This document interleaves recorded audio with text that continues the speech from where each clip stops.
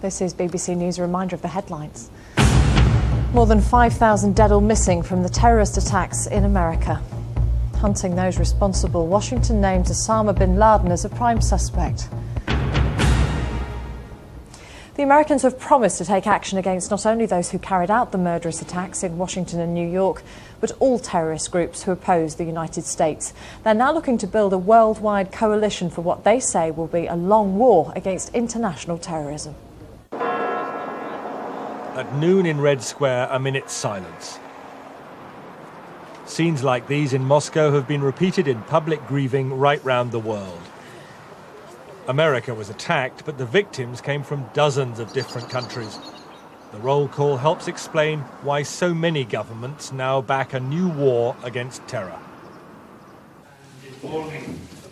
The 19 nations of NATO have already pledged their support for military action.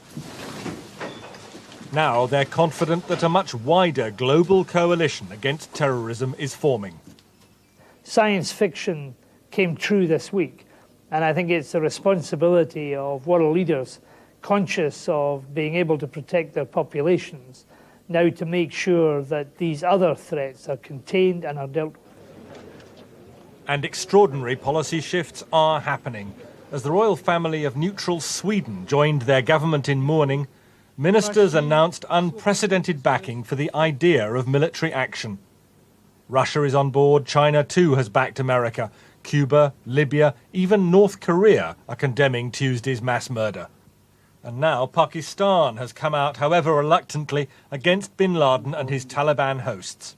All countries must join hands in this common cause. I wish to assure President Bush once again and the United States government of our unstinted cooperation in the fight against terrorism.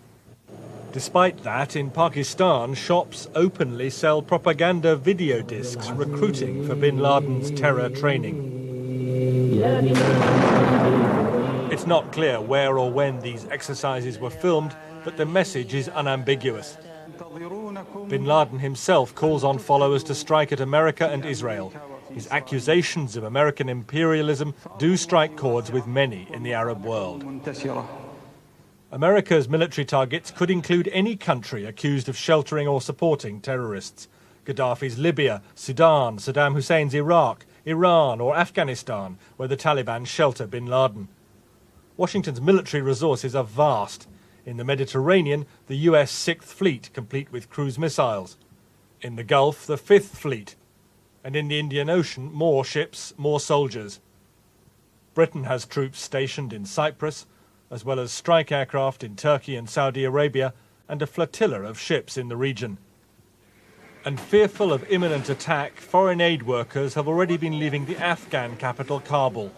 But military action won't necessarily be swift. It's much more likely America will go on building the new coalition against terror. Then it will act with allies as part of a long campaign against those branded as terrorists. James Robbins, BBC News.